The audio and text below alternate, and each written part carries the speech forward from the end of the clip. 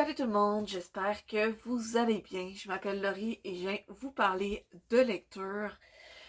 Ça fait un petit moment que je suis venue sur YouTube pour faire un avis de lecture, fait que j'ai rattrapé un peu mon retard pour vous parler un peu de mes lectures de 2025 jusqu'à date. Je tiens à préciser, je vais pas pour vous parler de toutes mes lectures parce que là, ben j'en ai quand même quasiment 40. Je pense 36 ou 37, quelque chose du genre. Mais j'en ai pris quand même quelques-unes qui m'ont vraiment marqué. Puis justement, ben, je vais venir un peu vous en parler. Je vais y aller un peu plus rapidement que je le ferais normalement, mais je pense que ça va quand même être une bonne vidéo, assez longue vidéo parce que j'ai quand même plusieurs livres. Donc, ça, je vais me lancer. Et justement, bon, ben, j'ai commencé par une grosse batch. Dans le fond, c'est les Spy X Family. Je les avais commencé l'année passée, en 2024, et honnêtement, je dévore cette série-là. Je suis contente de travailler dans une librairie parce que à chaque fois qu'il y a un nouveau tome qui sort, je me le réserve. Euh, Comme ça, dès qu'il arrive, je me l'achète et je le lis. Euh, Puis c'est ça, au début de l'année, j'étais rendue au tome 7. Fait que tu sais, j'ai tous lus, puis là, ben, il y a le 13. Ça, je pense que le 13, je me rappelle plus exactement, mais il me semble qu'il est sorti à la fin euh, 2024. Le 14 est sorti un peu plus tôt cette année. Et on attend le 15e pour. Je me rappelle plus trop quel mois, mais genre aussi en 2025. Puis honnêtement, c'est une série que je recommande à tout le monde parce que c'est vraiment bon. En gros, la prémisse, c'est que c'est une petite famille, mais c'est pas une famille comme les autres. Parce que d'un côté, il y a. C'est quoi donc son nom? J'arrête pas d'oublier tous les noms des personnages. J'essaie de les. Ah, ça. Twilight. Attends, j'essaie. Il est-tu là sur. Bon. Il est pas sur une des couvertures, là. Mais dans le fond, j'essaie de voir si j'arrive pas à voir. Bon, ben non, j'ai. Ah, attends, ok. Ça sera pas long. Donc, il y a Twilight qui est l'homme qui est juste là.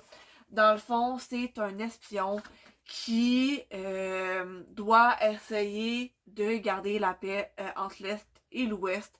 Donc, il part en mission pour justement essayer de que tout aille bien.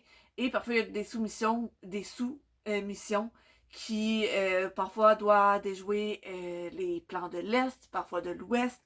Et pour là, sa grosse mission, dans le fond, c'est d'approcher un des grands chefs d'un des grands partis politiques. Mais pour ce faire, dans le fond, il doit se créer une petite famille. Fait que c'est pas si facile pour un homme qui préfère être solitaire, mais il va aller. C'est quoi? Je me rappelle. Un enfant à adopter, ok, ça. Adopter Anya. Ce qu'il sait pas, c'est que Anya, elle sait pas à lire dans les pensées. Ce qui peut devenir assez rigolo quand, là, ça je me rappelle pas de son nom, mais dans le fond, c'est la fausse mère. Dans le fond, elle, c'est une tueuse à gages, donc elle reçoit aussi des missions pour tuer des gens ou pour, mais aussi pour protéger des personnes. Fait que d'un bord, on a une tueuse à gages qui doit garder ça secret, un espion qui doit garder ça secret, bien évidemment. Et on a Anya qui est entre les deux et qui sait lire leurs pensées. Fait qu'elle sait ce qui se passe, elle sait ce qui se trame et elle peut en parler à personne parce que, encore une fois, c'est le genre de pouvoir que les gens sont pas supposés avoir. Fait que c'est ça, c'est drôle comme série. Il y a pas mal d'action. Mais genre, vraiment. Tu sais, déjà de base, les mangas, ça c'est super bien. En plus, ceux-là, ils se lisent encore mieux parce que genre, c'est drôle.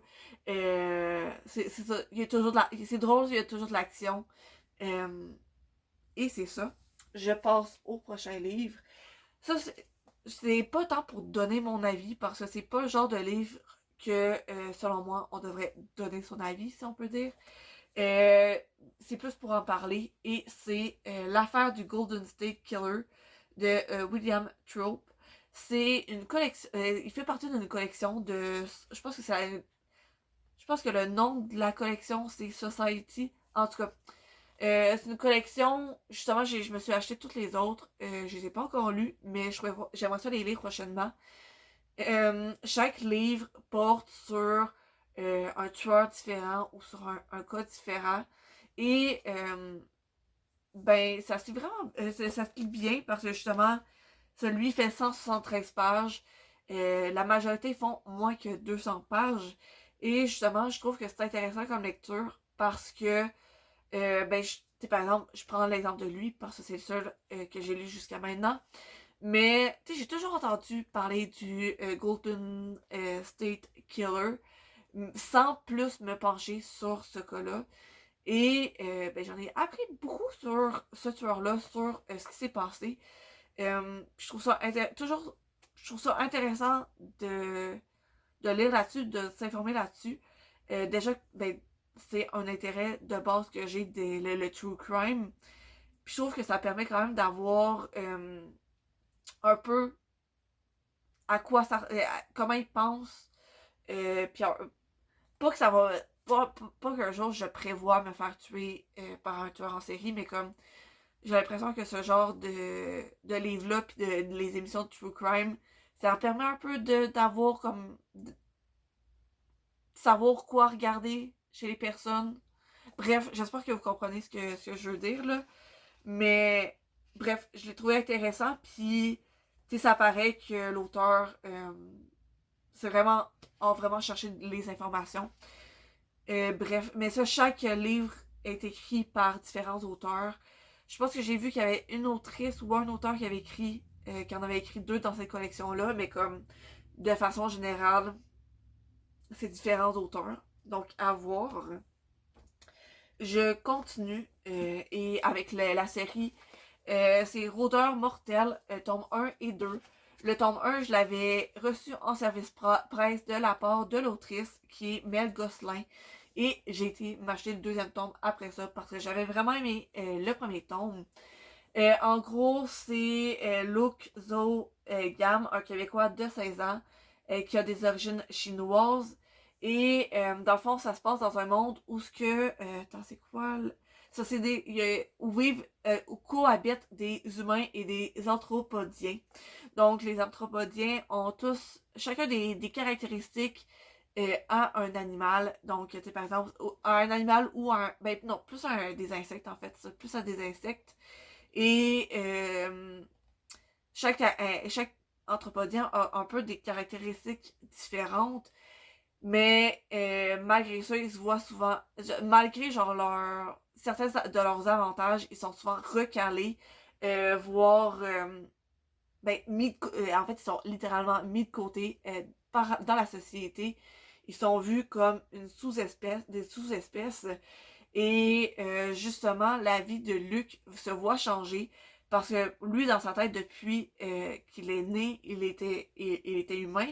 Et un jour, justement, il découvre qu'il est devenu un anthropodien. Donc, nanana, justement, ben, donc, sa vie se voit changer parce que veut pas, ses conditions d'humain, euh, il, il peut plus vivre comme il le vivait avant. Et justement, il y a l'astronaute, un homme riche d'affaires qui lui propose son aide et qui veut le recruter comme candidat pour son programme Orion. C'est un projet dans le fond qui a pour but de prouver la valeur des anthropodiens pour justement les mettre à équivalent aux humains. C'est une série, pour l'instant, j'ai lu les deux premiers tomes. Le troisième tome, il me semble qu'il n'est pas encore sorti, mais c'est sûr que je me l'achète dès qu'il sort. Mais c'est ça, c'est une série qui parle un peu de. Ben, ça, qui parle de racisme, mais genre, de. Sans que ça soit. Ah, ben, ça, ça parle justement des anthropodiens qui sont perçus comme inférieurs aux humains. c'est vraiment beaucoup dénoncé justement dans ces livres-là par l'autrice. C'est ce que j'ai aimé dans ces romans, c'est qu'elle soit ouvertement contre ça. Et justement, du moins c'est mon impression, là, mais elle veut dénoncer ça, elle veut dénoncer le racisme via ses livres, et je trouve que c'est bien réussi. Bref, c'est sûr que je vais lire le troisième tome dès qu'il sort. Un livre qui me fait sortir de ma zone de confort, c'est Méchant farceur de Maxime Poulain. Je l'avais reçu en service presse, en numérique, donc j'ai lu numérique, et je l'ai reçu aussi en papier. Donc c'est un livre d'horreur, venez combiner tous les stéréotypes des films d'horreur avec une touche d'humour. C'est ça que ça vous donne. Dans le fond, c'est une gang d'amis qui vont décider d'aller dans un chalet pour Noël. Et ben justement, il y a Skyler qui se dit ben c'est vraiment une mauvaise idée parce que genre j'ai écouté tous les films d'horreur du monde qui existent, et je sais, en me fiant à ces films-là, c'est une très mauvaise idée. Et justement, elle avait raison parce que un à un, ils vont se faire tuer. Puis, ben ça, nombre, je vais lire la dernière phrase parce que je trouve qu'elle résume très bien le. Ben ça, c'est la dernière phrase du résumé, donc évidemment, le résumé résume bien l'histoire, mais bref.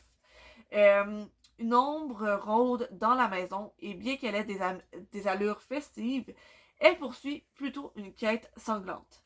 Récolter ses décorations de Noël, à même le corps de ses invités. Ça me sort de ma zone de confort parce que justement, je suis pas très habituée à lire des livres d'horreur. Mais justement, l'aspect, c'est quand même approché d'une façon drôle. Parce que tous les stéréotypes que vous allez avoir dans un film d'horreur, chose que je fais rarement, mais comme je connais quand même les stéréotypes, ben vous allez on les retrouve dedans. Fait que il y a la fille un peu genre populaire, elle a toujours ses ongles longs, et ses deux servantes, on va dire, les deux filles qui la suivent toujours. Il y a les poteux, il y a le grand fort baraqué, il y a le nerd, il y a le gars gay. Fait que on retrouve tous les stéréotypes là-dedans. Justement, ben, tous les stéréotypes, ils vont tous se faire tuer de façon très stéréotypée dans les films dans les films d'horreur. Fait que c'est justement, ben tu sais, je l'avais demandé en service presse. Justement, je me suis dit, je sais que Maxime Poulain est très, genre, qui est bien aimé dans la sphère horreur québécois roman. Donc je me suis dit, ben, vu que c'est une valeur sûre, je vais essayer. Puis j'ai vraiment bien fait parce que j'ai vraiment aimé ça comme lecture. Tu sais, c'est facile à lire. C'est un peu moins, je dois admettre que c'est un peu moins horreur que ce que je pensais, mais comme je m'en plains pas parce que je suis vraiment trouillarde. Si ça, genre là, ça m'a fait, oui, ça m'a fait peur, pis ça, genre, c'est ça, faut pas, je l'ai pas lu trop tard le soir parce que je veux pas, c'est un livre d'horreur, je l'ai lu de jour, je veux pas m'apporter ce genre de malchance-là, mais je m'attendais à quelque chose de vraiment top de top, et c'est top de top, mais comme, genre, j'ai apprécié ça. Justement, la touche d'humeur, pas d'humeur, d'humour, est vraiment venue m'aider à comme passer à travers cette lecture-là. Puis bref, tout ça pour dire, j'ai vraiment apprécié ma lecture. Je continue, genre avec un livre d'un genre totalement différent. Et je parle de Orgueil, ben pas de, c'est Bravestone Orgueil. Donc c'est le premier tome de la série que j'ai reçu en service presse de la maison d'édition de Mortagne. Ça se passe en 1884. Donc, je vais vous lire le résumé. Quand le rendez-vous secret entre Hope et son prétendant vire au drame. Les 3 orphelines Porton doivent fuir l'Iowa avant que des accusations ne pèsent sur la Benjamin. Pour déjouer les chasseurs de primes à leur trousse, les jeunes femmes seront obligées de tout laisser derrière elles, même leur identité. Elles deviendront alors les sœurs Bravestone. Durant leur cavale, Arizona, l'aînée, rencontrera Juan de la Torres qui lui promet protection et passion. Mais que cache réellement le charme du mystérieux hispanique? C'est un roman que j'ai adoré.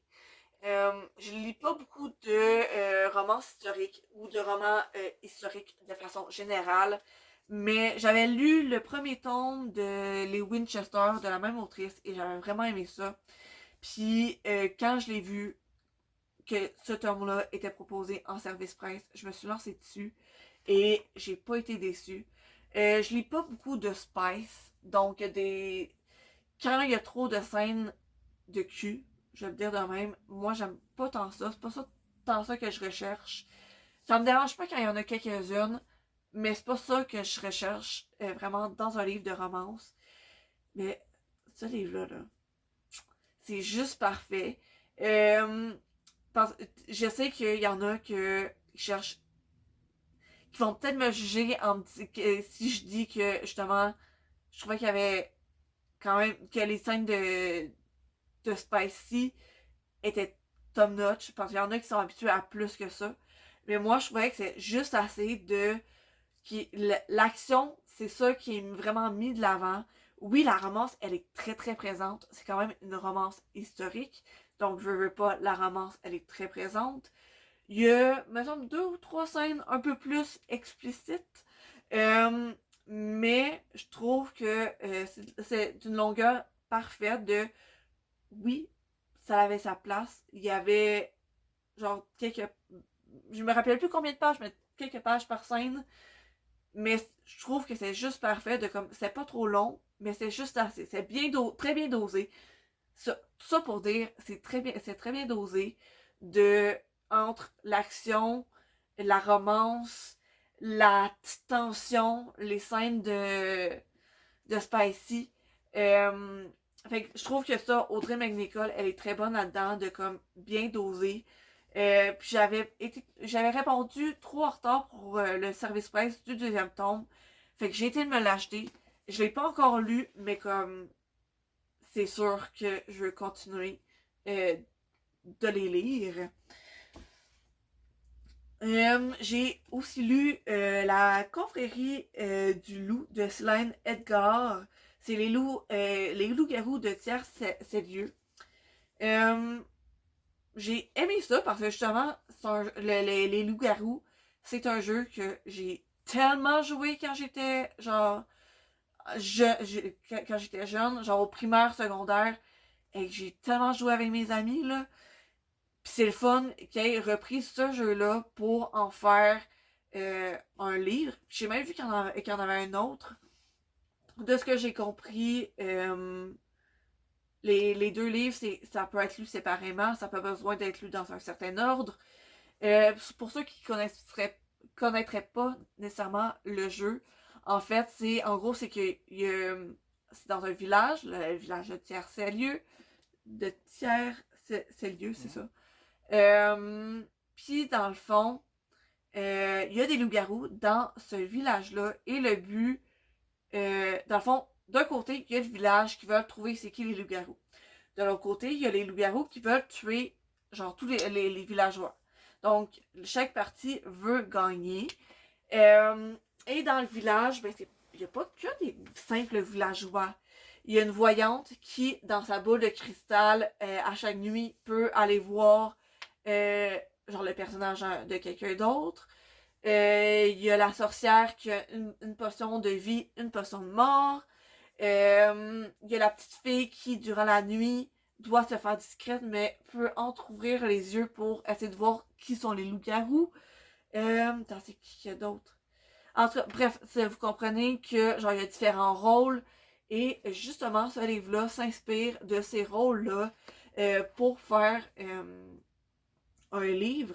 Par contre, la petite twist, c'est que les loups-garous sont pas nécessairement méchants. Parce que dans le jeu, les loups-garous, ils sont méchants, ils dévorent des humains. Tandis que là, les loups-garous, dans le fond, euh, en fait, l'identité de loup se réveille seulement quand il en ressent le besoin. Dans le fond, c'est quand le village en a besoin. Souvent, c'est quand il y a une certaine injustice qui est faite quand les villageois, par exemple, sont... quand les nobles du village maltraitent vraiment les habitants du village, ce genre de choses-là. Et là, dans ce cas-là, il y a des masques de loups-garous qui apparaissent pour à certains gens gentils. Et ces gens-là doivent essayer de rectifier la balance et de faire en sorte que tout soit égal. C'est très jeunesse comme livre. Ben, tu sais, je dirais peut-être secondaire. Fait que le niveau d'écriture est très genre, c'est ça. C'est niveau secondaire. Fait que c'est pas super poussé. Mais c'est vraiment bon comme histoire. Pareil. Tu sais, genre, c'est quand même une histoire qui se lit quand même bien. Ça fait 270 pages. Puis justement, l'écriture plus jeunesse fait en sorte que, ben, veux pas, c'est plus facile à lire, entre guillemets, en tant qu'adulte, du moins. Fait que moi, genre, je l'ai lu au bon moment dans mon année parce que justement, j'avais besoin d'une lecture qui mixait, genre, action et une certaine légèreté, dans le sens que là, ben, justement, ce livre-là, il était parfait pour ça. Parce qu'il y aurait action par-dessus action. J'ai pas le temps de m'ennuyer, mais j'avais pas besoin de comme trop réfléchir. Que. C'est ça, tu sais, j'avais pas besoin de trop réfléchir. Un autre livre, je l'ai adoré. Ce livre-là, là, vous devez lire. L'assistante du vilain de Anna Nicole Maherer. Je l'ai reçu en service presse de la part des éditions Flammarion Québec et vous pouvez être sûr que je vais leur demander le deuxième tome. Et s'ils me disent qu'ils ont plus assez de copies pour moi, ben c'est pas plus grave que ça parce que clairement je me l'achète. Clairement je veux lire la suite. Parce que c'est Evie Sage qui a vraiment besoin de trouver un emploi parce que justement, elle doit subvenir aux besoins de son père et de sa petite sœur. Son père est très malade et sa petite sœur, ben, est au primaire, fait qu'elle peut pas tant travailler.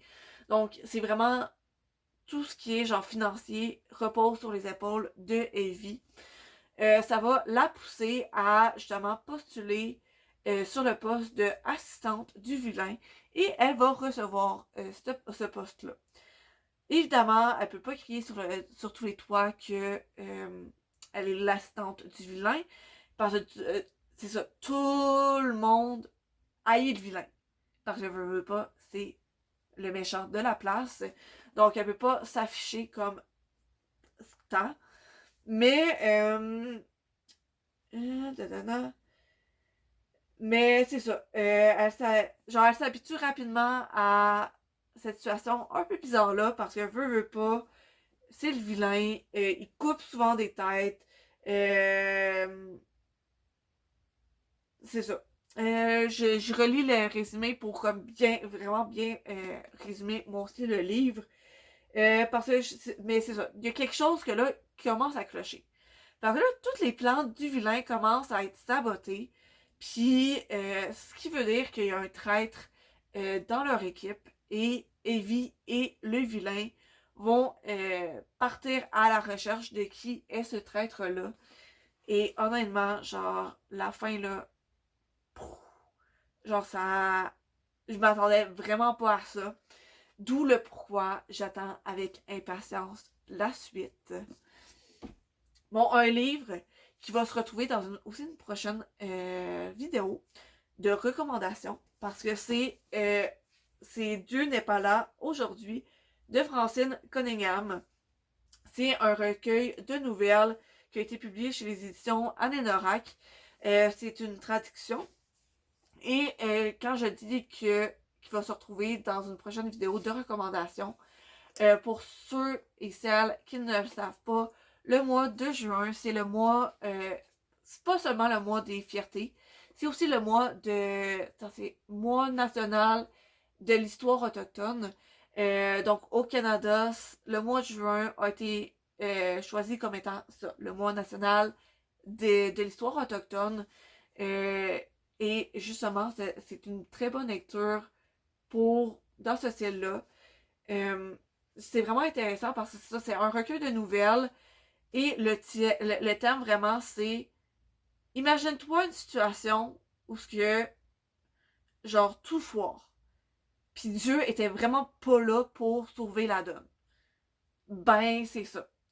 Puis ça, c'est vraiment dans des lieux inusités. Ça va du bureau de Dieu à une boutique érotique, de l'appartement décrépit d'un très vieux couple à la roulotte qu'habite une jeune autochtone héritière d'un don particulier. Les nouvelles de c'est ça. Donc ça, les nouvelles de Francine Cunningham nous plongent au cœur de la nature humaine, de ses troublantes contradictions et d'une quête de rédemption qui se manifeste souvent là où on ne l'attend pas. Un recueil étonnant, porté par une écriture sensible et audacieuse. Vraiment, j'ai vraiment apprécié comme lecture. Je lis pas souvent des recueils de nouvelles, mais là, vraiment, c'est ça. Ce livre-là aussi m'a sorti de ma zone de confort.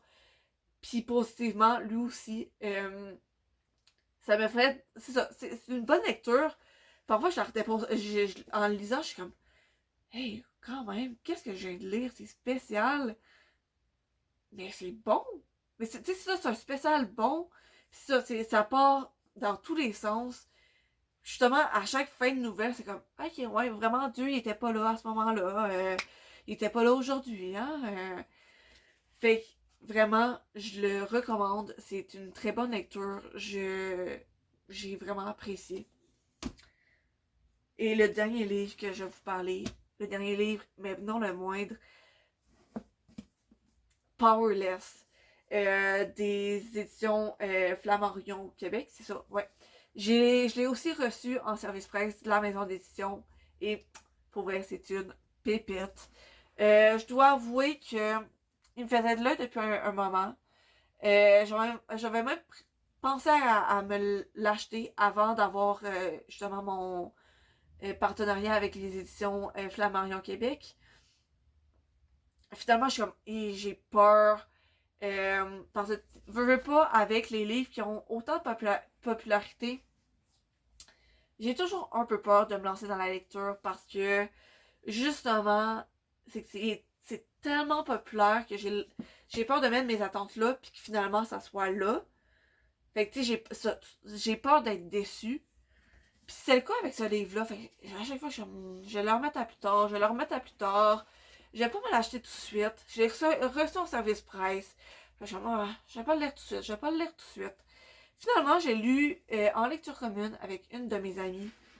Et honnêtement, genre, j'aurais pas dû tant attendre parce que je comprends le hype. Dans le fond, c'est dans un monde où il y a les élites.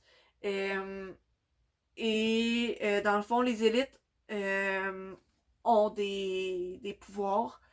Et il y a, de l'autre côté, il y a les ordinaires. Les ordinaires, c'est les personnes qui n'ont pas de pouvoir, qui sont justement ordinaires. Par contre, justement, dans le royaume de Ilia, les ordinaires ne doivent pas, dans le fond, ils doivent être tués parce qu'ils seraient malades et ils pourraient contaminer les élites, ce que les élites ne veulent pas, bien évidemment. Et justement, on suit P, qui est justement ordinaire. Par contre, son père, depuis qu'elle est jeune, ben, lui apprend les bases pour se fondre dans la masse, puis pour éviter qu'elle se fasse repérer comme étant une ordinaire. Donc, elle dit qu'elle a des dons de médium. Et justement, son père, dans le fond, tout ce qu'il a eu à faire, entre guillemets, c'est lui apprendre à bien observer les gens pour pouvoir bien utiliser son pouvoir. Puis justement, ça l'amène à vivre comme voleuse. Et c'est comme ça qu'elle survit dans les bas-fonds jusqu'à temps qu'elle aille sauver un homme qu'elle vient de dépouiller. Dans le fond, elle a volé un homme et un peu plus tard, elle le voit être en train de se battre avec quelqu'un d'autre et elle va le sauver. Sans se rendre compte que cet homme-là, ben c'est le prince du royaume. Et pas seulement le prince, mais l'exécuteur. Dans le fond, l'exécuteur, en fait, le futur exécuteur, c'est. C'est quoi? C'est Kay. C'est le prince Kay. Et dans le fond, le rôle de l'exécuteur, c'est nul autre que de chasser les ordinaires et de les tuer. Et ben là, sans savoir, P va lui sauver la vie. Et elle et lui et d'autres personnes vont se retrouver dans les épreuves. Dans le fond, les épreuves, ça se passe. Je me rappelle pas à chaque X nombre d'années.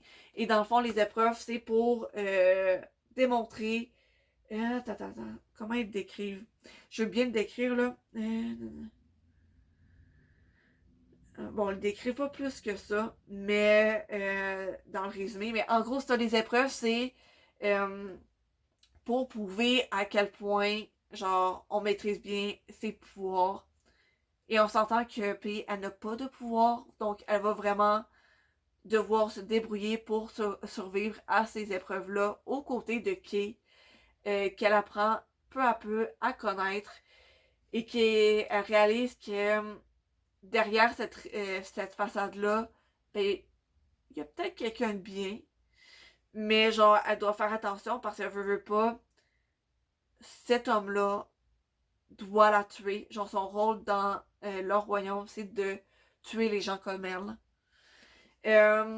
Puis, honnêtement, ça, j'ai vraiment aimé.